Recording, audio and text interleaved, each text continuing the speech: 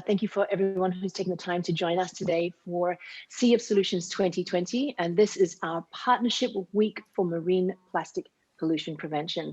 I'm Nadya Hutagalung. I'm a UNEP ambassador, and this is a great pleasure to be your guide and facilitator today. And as Irene mentioned, please do use the chat. I love to be able to get feedback from you guys and see how everyone is doing. Now, this is a hybrid in-person virtual event, so this is why I say the chat's really important. And we have participants from all around the region, including Thailand, Vietnam, Indonesia, Malaysia, Cambodia, the Philippines, Singapore, the People's Republic of China, the Republic of Korea, and other parts of the globe, including South Asia, East Asia, the Middle East, Oceania, North America, the Caribbean, Central and South America, Europe, and Africa.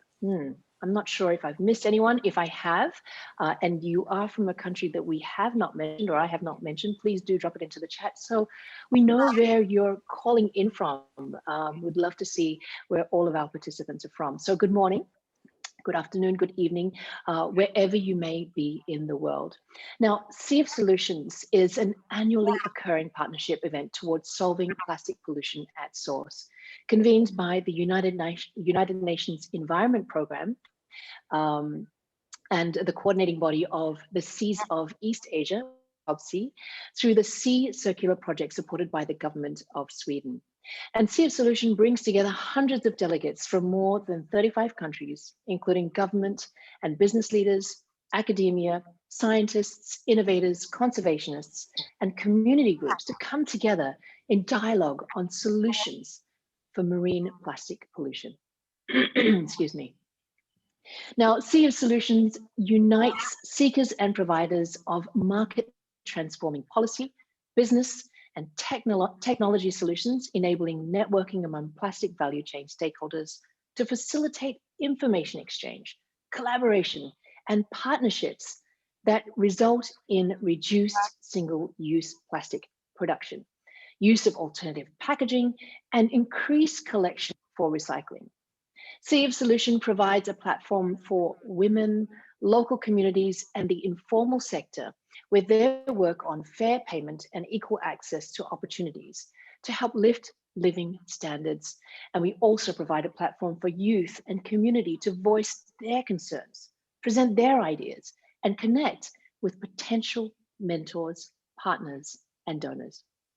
Now, the theme of this year is wasting less plastic and keeping it out of the ocean. Has the needle moved? And I'm very, very curious. I've been here.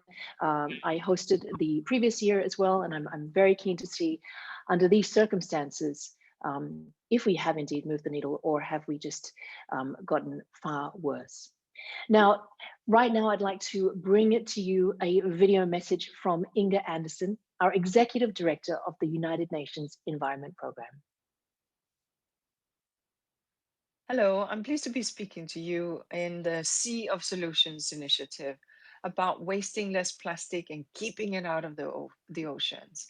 This is really something that we all know is critical because today plastic is everywhere. It's a core part of industry, of commerce, and of our very lives. It's omnipresent geographically, from the tip of the Everest to the bottom of the Mariana Trench. That's a problem. Decades of old, hard to recycle plastic has overwhelmed our inadequate plastic waste management systems or waste management systems and flooded our environment, threatened our health and the health of our planet. In recent years, we've seen a lot of work being done to tackle this problem, and that's a very fine thing. But COVID-19 threatens to unravel that progress because we've gone back to use more plastics for protective gear, for face masks, for containers, etc. And we need to understand that the price of recycled plastics has plummeted and that single-use plastic packaging for food, for masks, for gloves, as I was saying, are piling up in our landfills and washing up on our beaches. That's clearly not something we want. But we're fortunate enough that we have a foundation that we've already created and from which we now need to build further. Countries have identified joint targets to reduce marine litter through the United Nations Environment Assembly resolutions and through the G20 implementation framework for action on marine litter, through the ASEAN framework for action on marine debris, and through the regional seas action plans on marine litter. And that's a really good thing. There's also a massive support from the public and from businesses alike to take action. A recent survey by the Sea Circular Project in Southeast Asia showed both consumers and producers want and expect their governments to lead on plastic waste management. They want better segregation. They want better collection, better recycling. They want labeling rules and regulations that are enforceable and minimize confusion. They want campaigns that will increase consumer awareness. And all that is something that we celebrate. Governments can act now to deliver policy and legislation that supports these demands and incentivize sustainable production and consumption of plastic. And by coordinating internationally to harmonize standards and labels, governments will really be helping create an enabling environment for change. Ultimately, these measures would only be as effective as the underlying science is strong. By investing in research on plastic pollution, governments can bridge that knowledge gap. Businesses are likewise calling for change. They want to see action. From them, we need to see further innovation, circular models, and technologies. Businesses can also work to neutralize their plastic footprint and to help change consumer behavior. And importantly, NGOs, civil societies, and communities can mobilize that all of society and behavior change to leave no one behind. We have the tools to succeed. If we work together, we can create a sea of solutions. Thank you.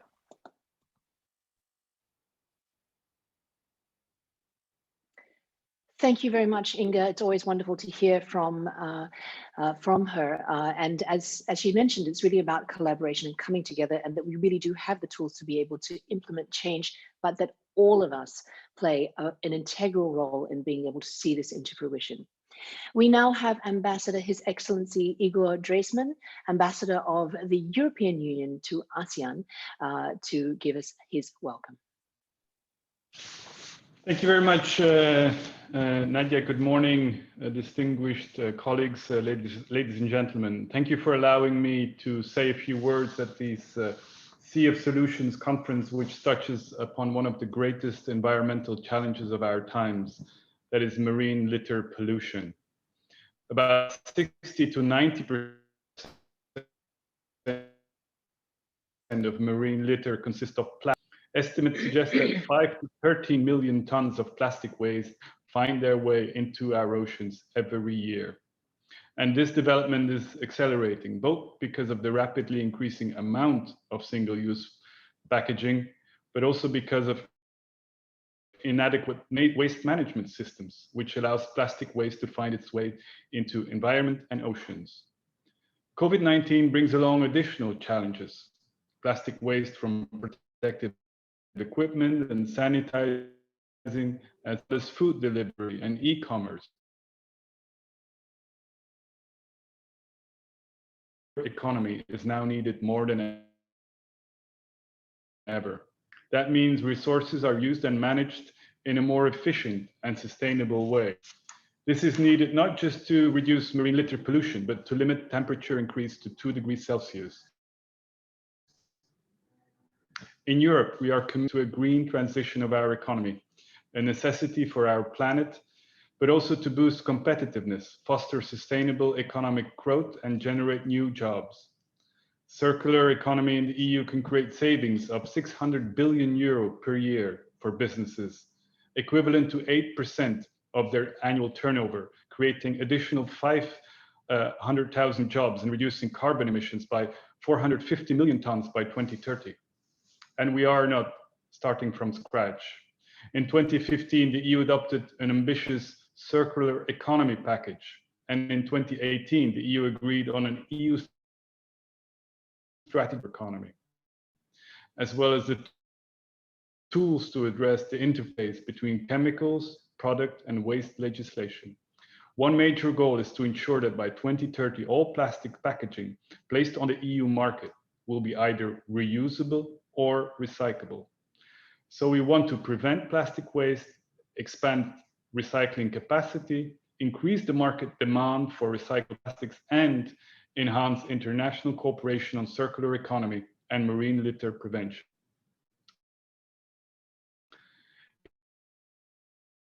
In 2019, the EU adopted on the environment, but in single-use plastic EU member states by 2021. In March 2020, the European Commission adopted a new Circular Economy Action Plan, one of the main blocks of the European Green Deal, Europe's new agenda for sustainable growth. The plan addresses the entire life cycle of products, aiming to ensure that the resources used are kept in the economy for as long as possible. Plastics is one of the sectors with high resource usage, but high potential for circularity. Concrete act, new mandatory requirements for recycled content, and special attention on microplastics, as well as bio-based and biodegradable plastics. But we are aware that we cannot do this alone. To strengthen the global transformation, the EU has been partnering with partners around the world, including ASEAN, on environment, resource efficiency, and certain regions, as well as the EU, already contribute to the implementation of multilateral agreements, such as the UN resolutions on marine litter, waste management, and single-use plastics. In East, at national, provincial, and local level have emerged. In 2018, heads of state and government adopted the East Asia Leader Statement on combating marine plastic debris. And just in June 2019, ASEAN member countries adopted the Bangkok Declaration on combating marine debris. On national level, the government has enacted the Plan of Action on Marine Plastic Debris to fight against plastic pollution. In Vietnam, there is interest to extend the extended producer responsibility and the development of a national action plan on marine plastic debris management. Thailand has a roadmap on plastic waste management, which serves as a framework for preventing and managing plastic waste and aims to ban certain single-use plastic products.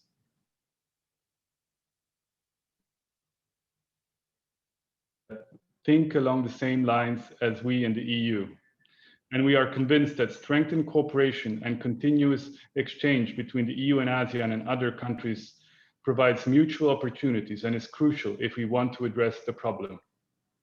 For this reason, the EU has initiated the project Rethinking Plastics, co-financed by the EU and Germany, together with China, Indonesia, Japan, the Philippines, Thailand, Singapore, and Vietnam.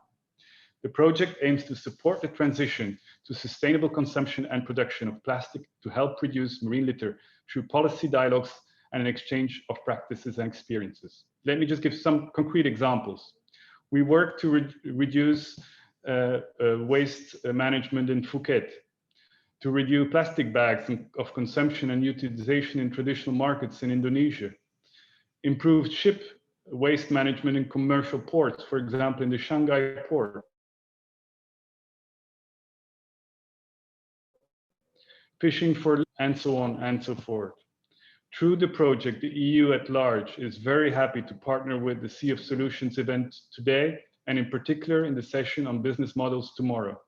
So in conclusion, the challenge of marine litter and plastics in particular is very large, and all our best cooperation and ideas are required if we are to reverse the massive and frightening threat of having more plastics than fish in the ocean by 2050. Let's make sure that this does not become a reality. Thank you very much for your attention.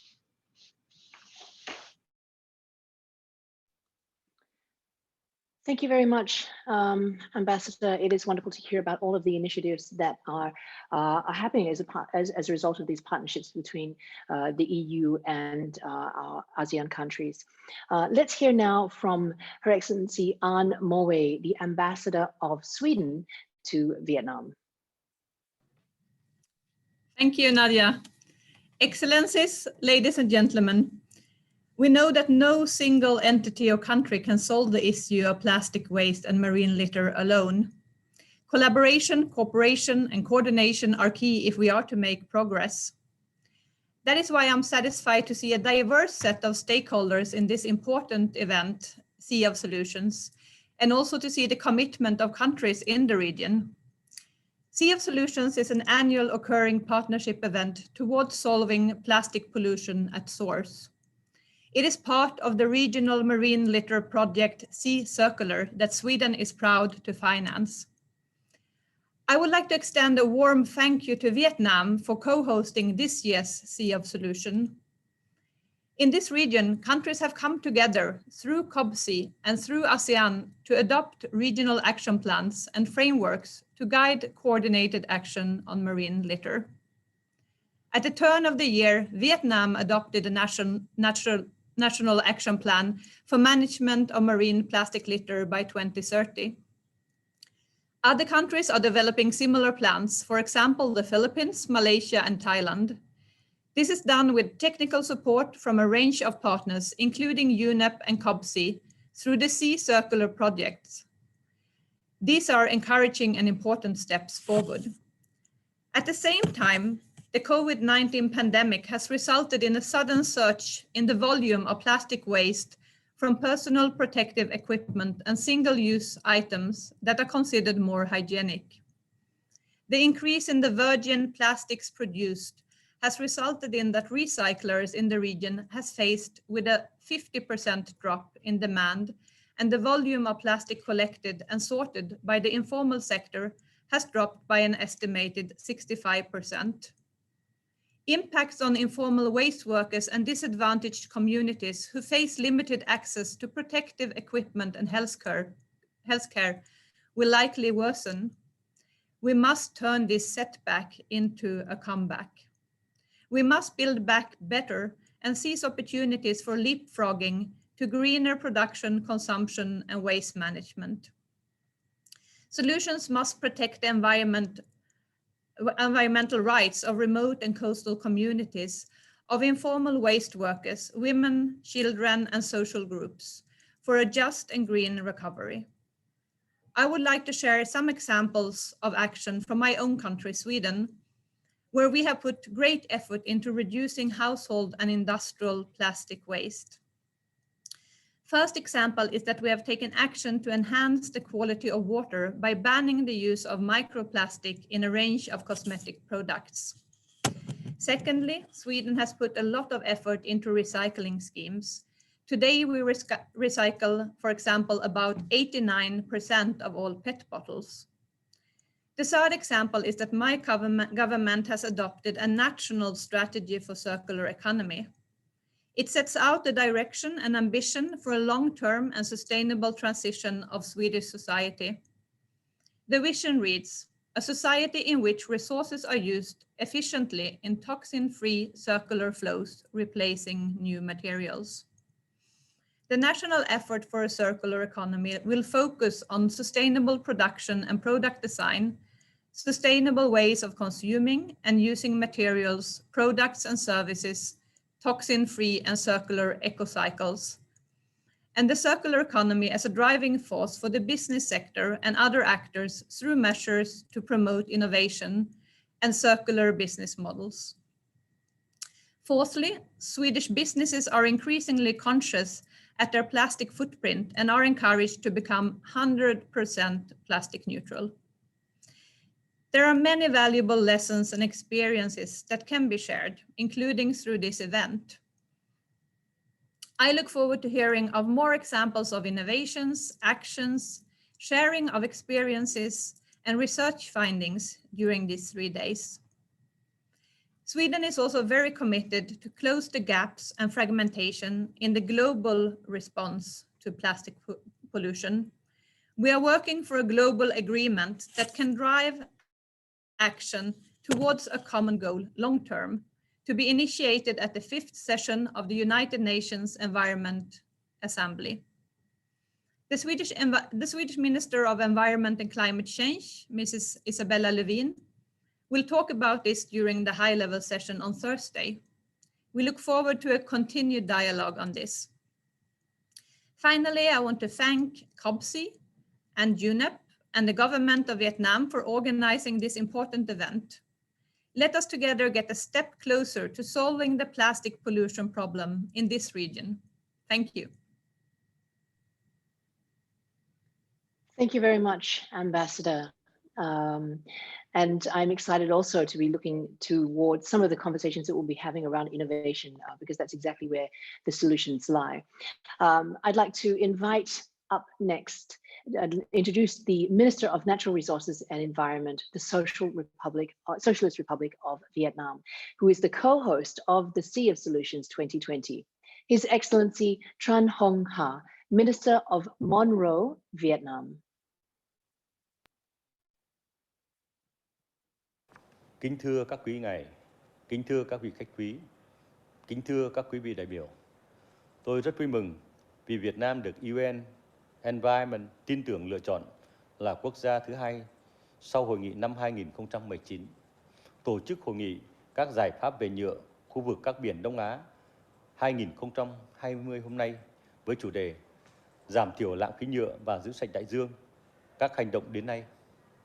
Thay mặt cho chính phủ Việt Nam, cho phép tôi được gửi lời chào trân trọng tới toàn thể các quý vị đang tham dự hội nghị trực tuyến và lời cảm ơn chân thành tới chính phủ Thụy Điển đã tài trợ cho việc tổ chức sự kiện quan trọng này.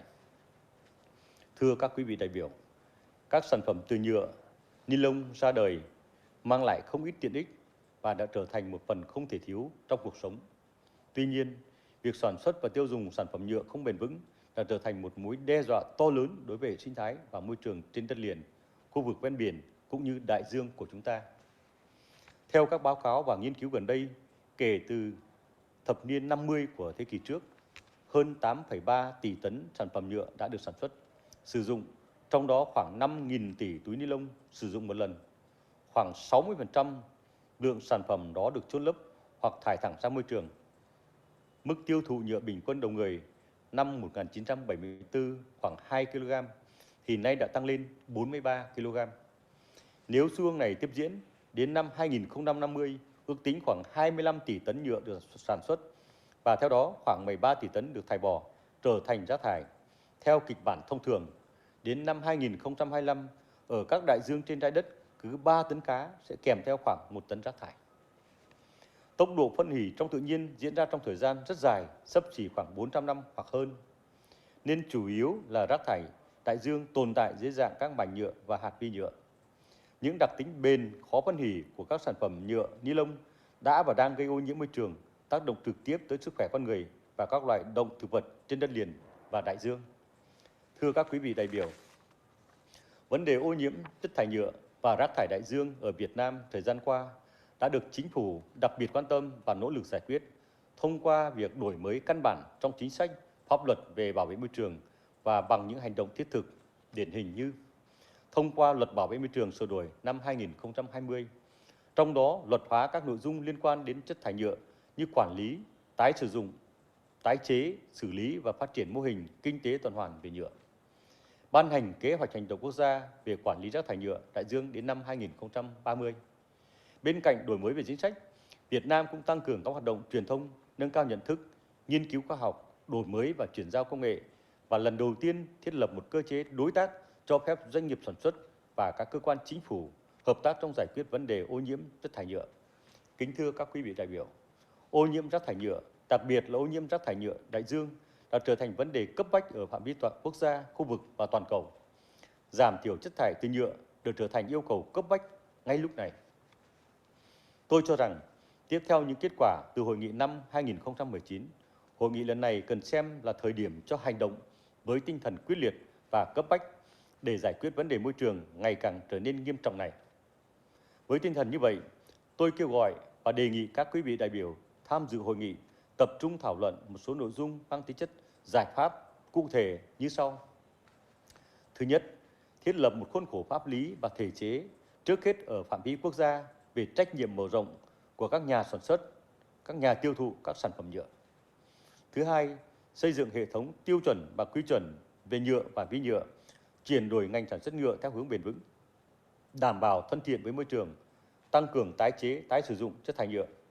Thứ ba, tăng cường phát động các phong trào sản xuất và tiêu dùng bền vững các sản phẩm về nhựa, tuyên truyền nâng cao nhận thức và thay đổi hành vi của các nhà sản xuất và người tiêu dùng đối với các sản phẩm nhựa.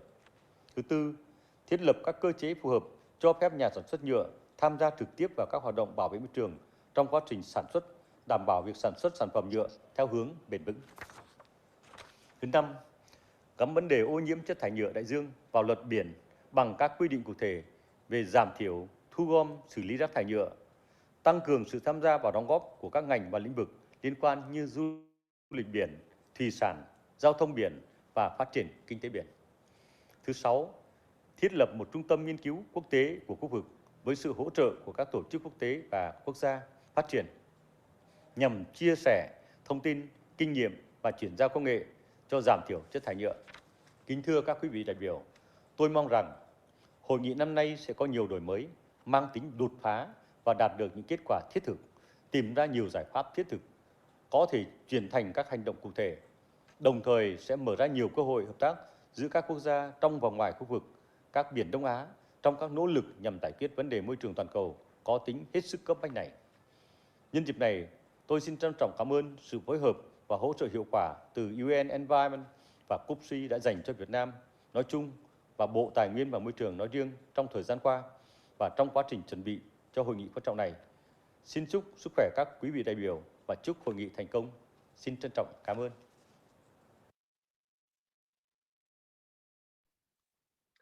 Thank you very much, His Excellency Tran Hong Ha. Last year, Sea of Solution, we tackled the issue of illegal waste, solutions to close the loop for packaging and recycling, and how these impacted stakeholders, especially the lives of the informal sector. Now, with our next set of remarks, we consider how far the needle has moved on these issues, impacted by COVID and the demand for more plastic to address hygiene and safety, and an overburdened waste system. We take a look at the year and a reality check of ambitions and directions from Sea of Solution 2019.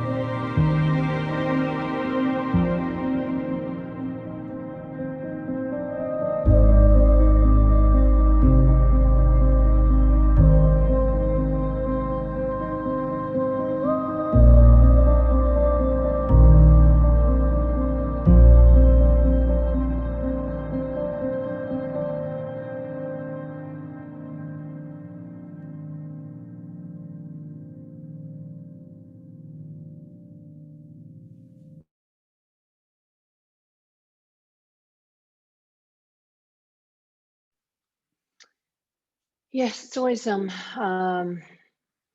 really moving when you see the statistics and you see the numbers and you recognize where we are. A lot of the time we are so stuck in our own bubble, focusing on the work that we need to do. And for some of us, we come to these meetings once a year, or for some of us, this is our life. But for so many, it is all encompassing, and it affects so many of our humanity, our people who are living around the Southeast Asia region or the Asia region.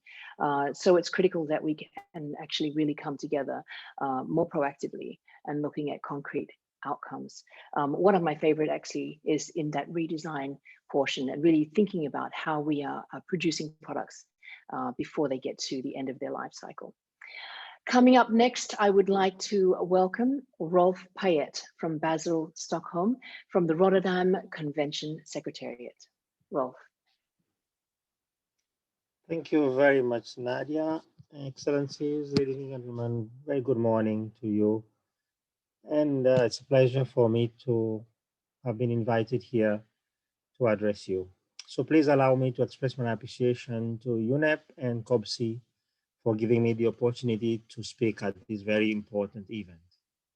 Sadly, this global pandemic has already cost far too many lives, a forceful reminder of our vulnerability and the fragility of our planet.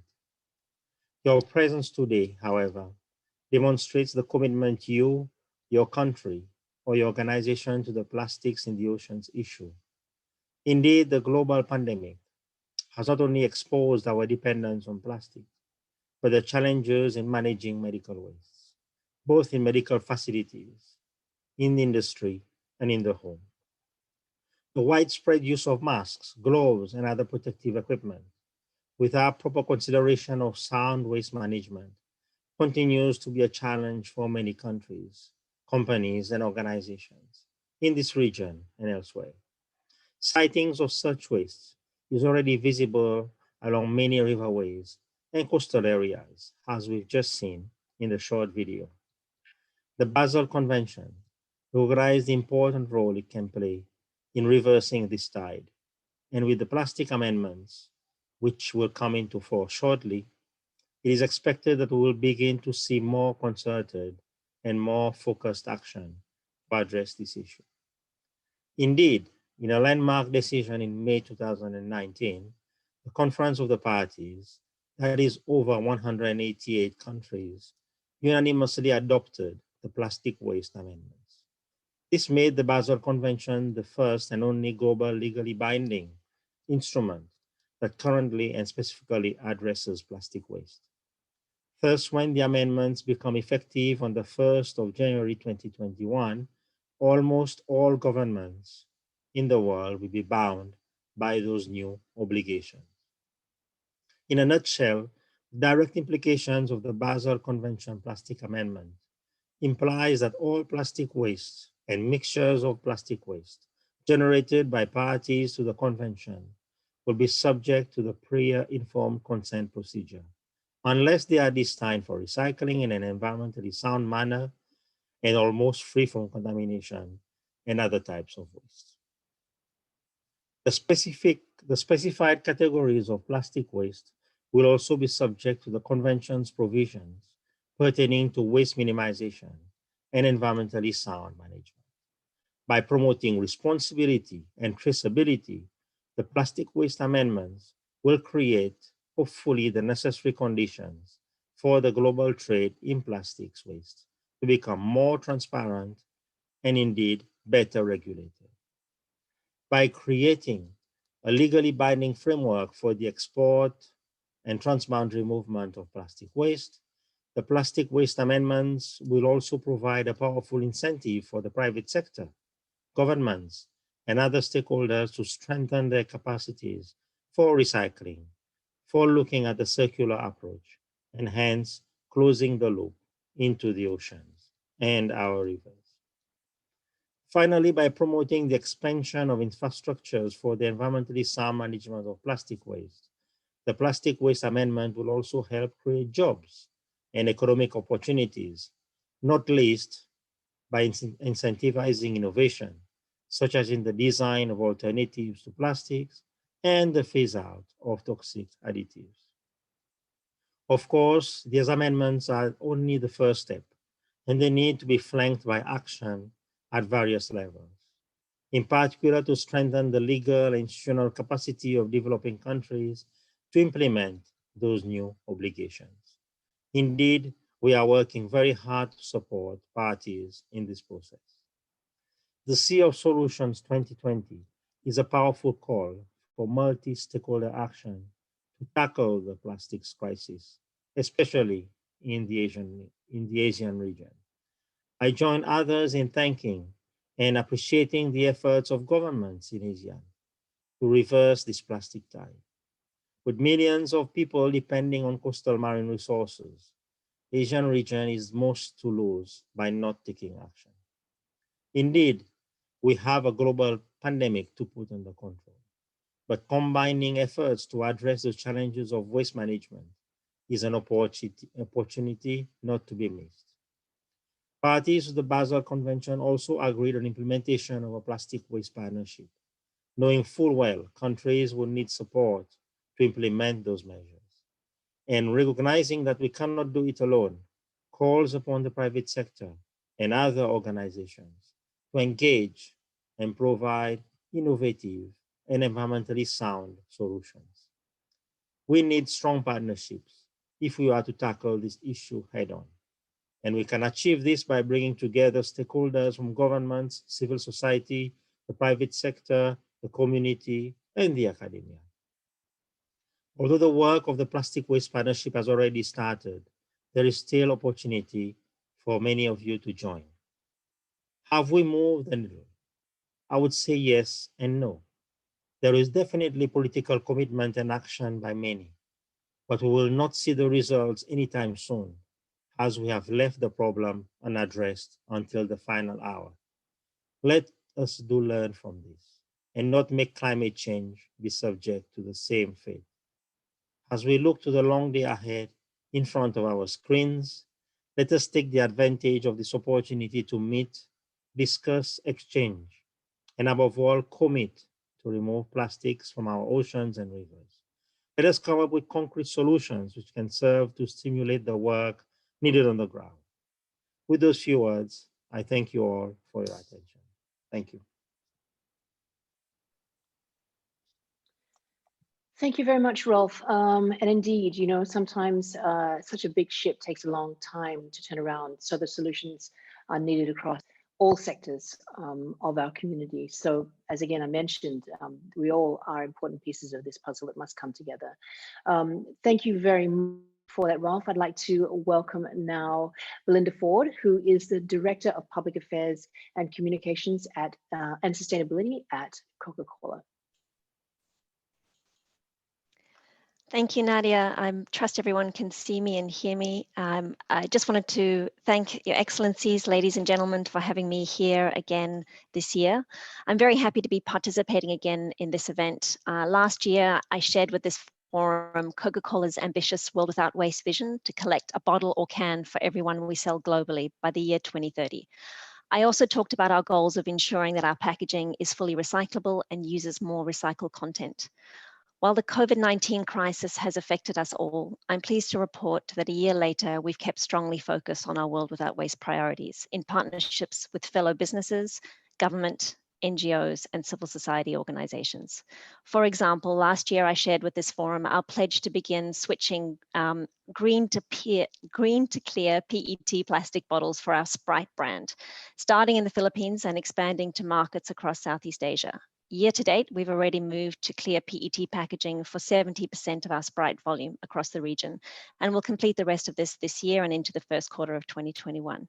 Moving to transparent PET makes these bottles significantly easier to recycle and helps accelerate collection rates for PET plastic in the region.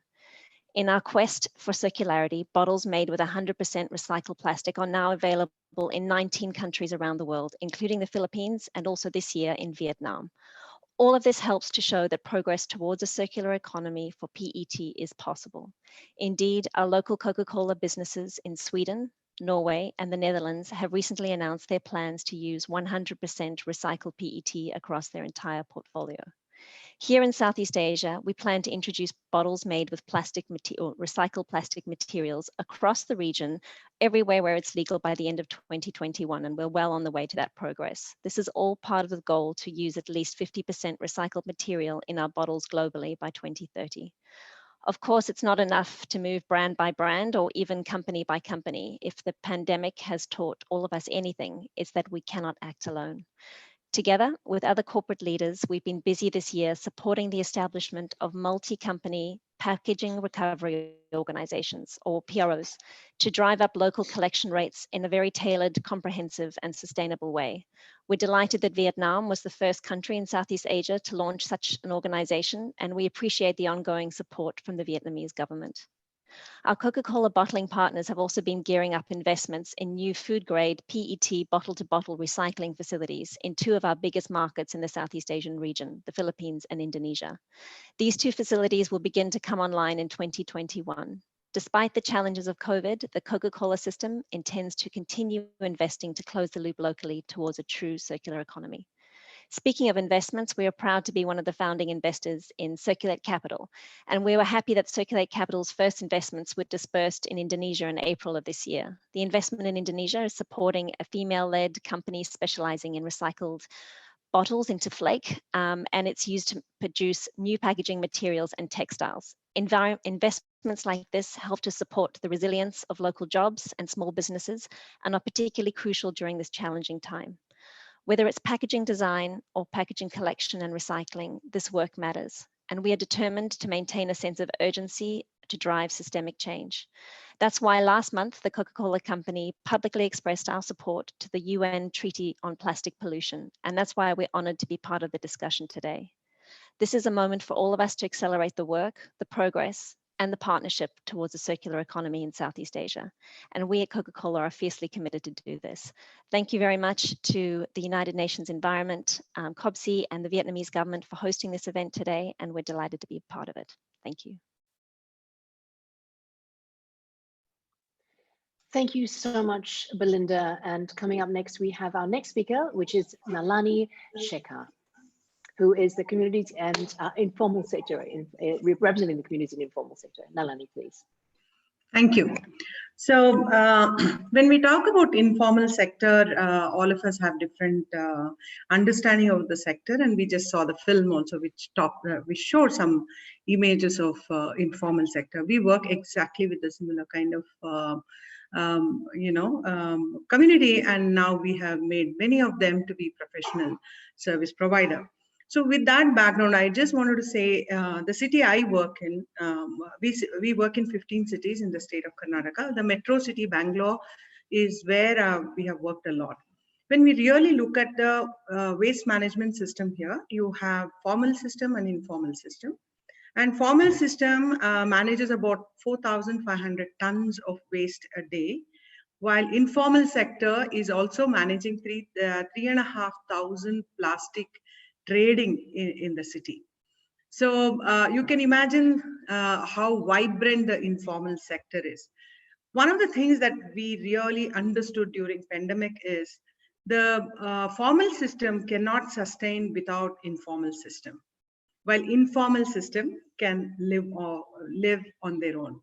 So this is why do I say this? For example, we have really worked hard to integrate waste pickers in the formal system, where the local government has made MOUs directly with the waste pickers to manage their decentralized plastic recycling or processing units, where it runs on the PPP model. You might have heard PPP models of big companies, big NGOs, but here PPP model is with the informal sector.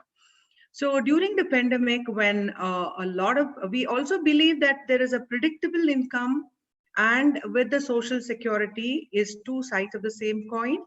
And this is very important to survive in the absence of living wages. For waste pickers, both were not there during pandemic. Neither the social security nor the the daily wage that they would get. So during that phase, we did a lot of work around providing them groceries. Even before the national lockdown happened, we had already distributed ration for 2 months. Ration means groceries for 2 months for more than 3,500 families. Why did this happen? Because we have organized, we know who are in Bangalore, where they live, and they trust us. So when you have all these ingredients, you can actually provide the services that you need. We were able to provide really customized services of which groceries goes into which particular community, what do they eat, what kind of millets they eat, what kind of rice they eat, and so on. So making this database proved to be extremely important, because we also work with many other migrant workers, like 50,000 households we provided ration, but we didn't know, we just service them, but we didn't do any customization. So it's very important, one. And the other thing that we had done is we knew that the waste pickers who are already engaged with the government, it is an essential service, we cannot stop. So we had to continue there, while informal sector, everything closed down. These are all decentralized infrastructure. They were not able to have more than say 2 days or 3 days of collection stored. So we didn't have space to store, so we were just selling it to the traders, but all the traders had stopped. That's the time we realized informal system cannot work without informal system. So another challenge we had is that people were using PPEs for their personal protection, like the mask, the citizens I'm talking about, masks and gloves, and they would just put it in any bin that they could do it. So our waste pickers have an excellent contact with the local citizens. So they made their own films and send it to them. This is not how you actually you dispose in this way. And we have 3-way segregation: sanitary waste and biomedical waste from the domestic can be put into that. So they educated them, and that thing became viral. So a lot of people respected the voice coming out of the waste workers itself. So what we really felt during this pandemic is one thing, very nice thing happened.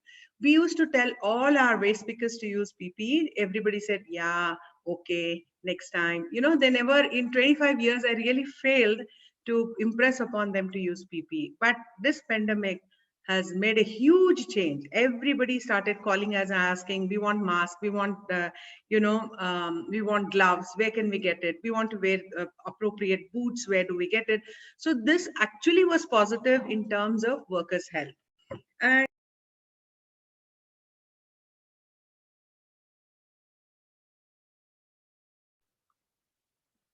Sorry, Nalini, you yeah, can you hear me now? Yeah. So what happened was we had made a poster series and social media. Everything went the voice of the people.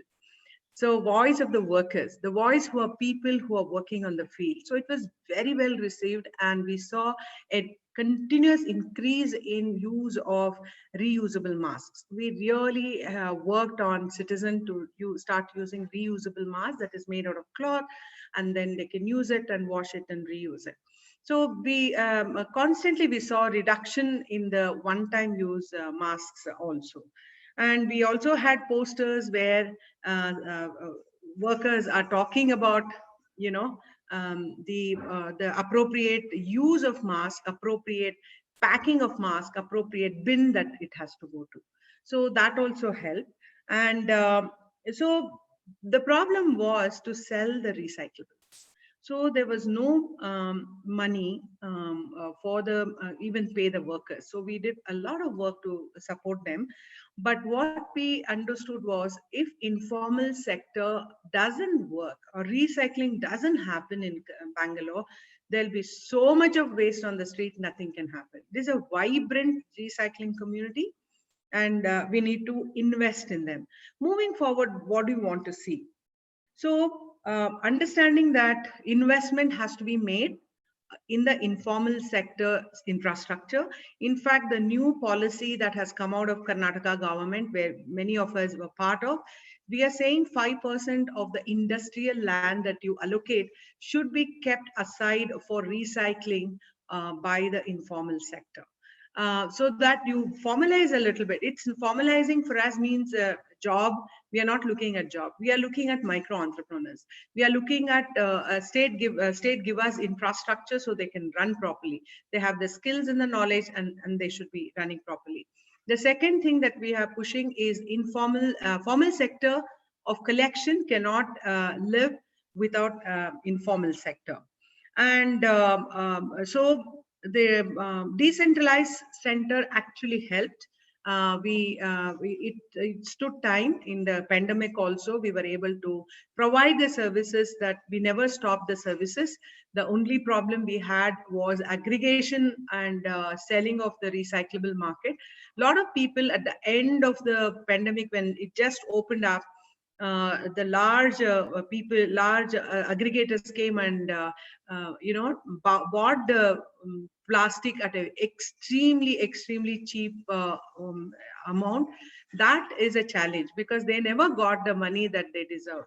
And we also so that became a problem. So investment properly by EPR, by the government and the infrastructure, and absolutely proper policies are very, very essential to do it. I want to end my talk with a small story of Sampangi, who runs this dry waste collection center. She felt she was so much better than other, waste pickers who walk and pick up, waste on the street, because she said, at least I have a PPP model, I have entered into formal, but others did not. So after her work every day at 5:30 in the evening, she would take her vehicle, go around in that area, whichever waste picker is sitting with waste, because they didn't have any place to sell the waste, she would buy from them. The cost of that particular material was 9 rupees, which she bought it for 12 rupees. She said, this is a dignity I can give back to my community, what I can do. So actually when she sold it, she sold it at loss, and she said, that is my contribution during the pandemic for my own community. So with that, I stop here. Oh, thank you so much. Thank you. I was feeling that uncomfortable position of having to cut into your conversation just because we're tight on time, but it was so valuable and so wonderful to hear the feedback from you. Thank you so much. Next up, we have Hamish Dowd, who's a fellow Australian, Indonesian, and an environmental advocate. Hamish is an actor, a TV presenter, a traveler, an adventure seeker, sports enthusiast, and last but not least, a protector of our oceans. Hamish, I'm so glad that we can have this opportunity to chat today. First up, get straight into it. What have you been busy with these days? Well, thank you for the introduction, Nadya. Hi, all distinguished guests. Thank you for having me on the panel. Sorry, yeah, we're catching up. What have I been up to? Yes, what have you been keeping busy with these days? Well, let's just get right into it. Like you said, we've had 8 months during this pandemic to stay at home. And so I've had a lot of time to reassess a lot of things, a lot of projects that I'm up to. As you know, I'm involved in marine conservation, involved in reef rehabilitation, assessments for blueprints for national parks, ocean parks, species protection. But you know what? There is none of that if the ocean is still full of plastic. Mm-hmm. So I've fine-tuned, well, I've gotten right to the bottom of it. And there are a lot of great organizations trying to fix the problem here. But, you know, a lot of people are doing good stuff. A lot of people have a few flaws here and there. So I've sort of had time to reassess and fine-tune sort of the plastic chain that we're facing at the moment here in Indonesia. And long story short, so I started a startup with friends here in Indonesia, and it's basically focusing on fine-tuning a collaborative circular economy here in Indonesia, with the help of dashboards, live dashboards, with the help of mobile phone apps. At the moment, I'm fine-tuning in 2 different cities, this pilot project, Makassar and Bali. I have 6,000 waste collectors under my ecosystem. We're empowering women, we're educating kids, we're giving them free education, insurance. The list goes on with the benefits in our ecosystem. But yeah, I'll cut you there and then you can just feel free to ask me any questions.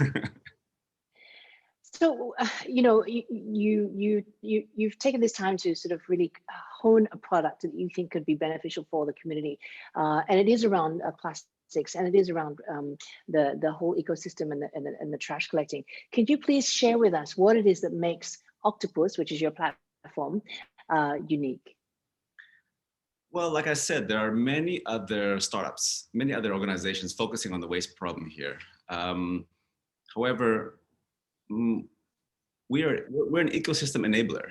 We don't cut out anybody else. We focus on really collaborating with people. We don't shut out local waste traders. We empower them. This is all about a global collaboration. One person isn't going to clean the ocean, but if we're all together, we can definitely make a difference.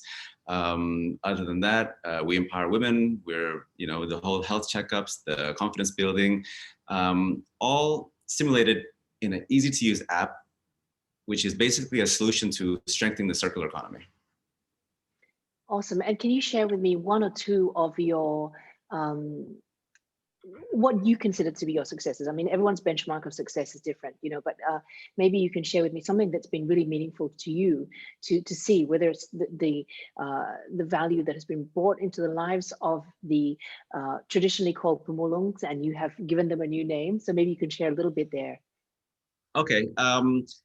So because I saw for a couple of generations now here in Indonesia, I was just, the cleaners of our rubbish are sort of these they're not really as accepted in society as I would like. I see a lot of elderly carrying big bags of rubbish plastic, and they don't have any identification. People don't allow them to come into gated communities. They're not presented well. And I just got fed up about people being mistreated.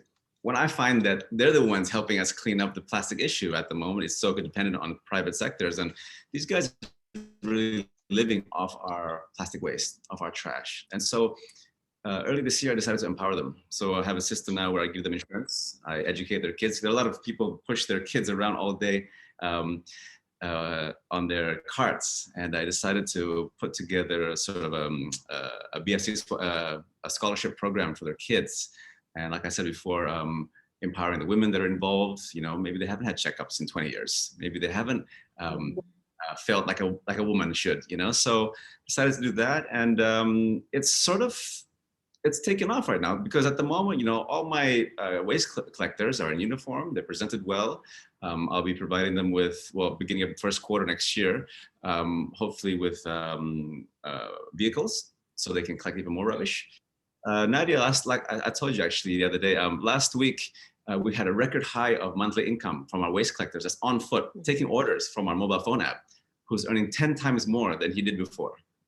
So that's very exciting. It's like an office job now. So I decided to change the name from pemulung, which is like waste collector. I decided to change it to pelestari, which means Good Samaritan, because it's about time we paid more attention to this class of people. That's so wonderful, Hamish. I think it's an amazing to be able to elevate the communities, understand that they are given important roles and they're valued there as well. And that also will have a knock-on effect to the self-esteem, the value that their family puts on the roles that are there, and it also creates a lot more benefits for health and education as well. You've seemed to look at all components of the system, and that's wonderful. Now, as the founder and ambassador of the Indonesian Ocean Pride, what is your dream for the Indonesian seas? Where do I start? I mean, the reason why I got into marine conservation is because I saw how much change has happened since I was a little boy. And I just wanted to somehow not be responsible I didn't want to be part of a generation that ruined everything for my kids. So I've tackled in headfirst all aspects of the Indonesian Ocean, because it is, the richest marine biodiversity spot on Earth. And I just, a big motivator for me was my child.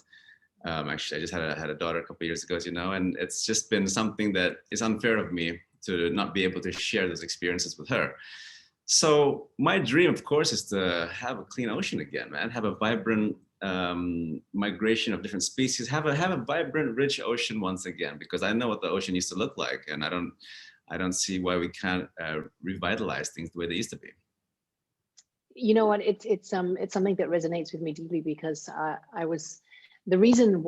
of the reasons why I do what I do, and I've been doing it for so long. The first time I spoke at a conservation forum was 1996, is precisely because I was a young mom. So I've been gifted that view, that world view, and I was also a diver. And within 1.5 years, I saw how much the ocean changed. And he was already alive, and it was like, okay, if in his lifetime the ocean changed so much, I mean, even in a year, imagine in his entire lifetime. And I can't put my head on my pillow at night if I don't feel like I've done all I have done, given my limited sort of tool set, but I will continue to do so. Now, do you think, or rather, what are the challenges that you faced in setting up your new venture? Oh, of course, it's between friends, a small startup between friends. So we want to go 150 miles an hour, but we're only going at about 40 miles an hour because it's all out of our pockets, you know. So, which is okay, because we really want to set things up and prove to everybody that we can do this. You know, I think we can really tackle this plastic problem. Let me step back a little bit. You know, I also got into conservation, the marine conservation, because I was so sick of us having this plastic problem that everybody was criticizing us for. And I just felt like if I could just somehow raise the volume to help this issue, that would be my goal. You know, to really tackle and no longer have this label of having the second dirtiest plastic ocean on the planet. I feel like there's still so much worth fighting for, and so much education that needs to be brought out. So I really wanted to be involved in that over the last few years. And of course, that's not just a solution. I think this fine-tuned circular economy startup is definitely the solution. Wonderful. I think it's important to have both sides of both the awareness and the action. And I think you're doing that wonderfully. Now, just before we go, because I'm super conscious of everyone's time today, but I would love to hear from you, Hamish. Any tips on how to raise eco-conscious children? Education. Education set a good example. Kids are free to do whatever they want to do. You know, as if we set an example, they're like a parallel little me. You know, so it's everything that I say, my daughter says 5 minutes later. You know what I mean? So if I'm not embedding anything to her. It's just her watching the way I live, and I think that's quite contagious. You don't have to be the preacher, because preachers are very annoying. But if you just set a good example, everybody around you will follow if it's a good thing. Thank you so much, Hamish. Thank you so much for joining us and sharing your message. Now, Hamish has started this platform that's helping to aid the circular economy, especially in Indonesia. It's called Octopus, and it's all about enabling and empowering those who are working in the informal waste sector. Correct me if I'm wrong there, Hamish. This is part of our ecosystem, by the way. We've collected and recycled. This is 100% recycled. So we've covered all ends of the circular economy. So stay tuned, because this is the solution to the plastic problem. Awesome. Hamish, thank you so much. Thank you. And guys, please do go and check out the work that Hamish is doing. We didn't really have enough time to dive deep, but I'm sure you'll find it absolutely fascinating. Now, this afternoon, we have both side events and parallel sessions. Please do register for every session that you wish to attend. Please check out the exhibits, the booths, and these include a range of real insights, innovations, and ideas, platforms, and practices from across the region. Finally, we'd like to invite you to contribute by showcasing your voices for solutions to plastic pollution. We're seeking a simple but powerful pledge, a commitment or a statement to less plastic waste from the perspective of your work, okay? Your pledge needs to be SMART, okay, which is specific, measurable, achievable, realistic, and time-bound. Under the Pledges tab, participants are already making pledges, so make sure you do include your pledge there. Now, each pledge entry receives 25 points, and the 3 most popular receive 75 points. Now, I myself am not sure what these points go to. I wish I knew, and I will be going to see if I can make some pledges also. In the meantime, please go and join the other side events. It's been my pleasure to host you. this afternoon, this evening, this morning, and I will be seeing you again throughout the program. Thank you all so much. Thank you, Nadya, for moderating our session today. I would like to let everybody know that these are our upcoming sessions. Please visit the link in the chat that I'm about to paste here to check out the upcoming sessions, look at the exhibits, and network with other participants. Thank you all very much for being here. I'm going to go ahead and close the webinar now. Enjoy the rest of Sea of Solutions.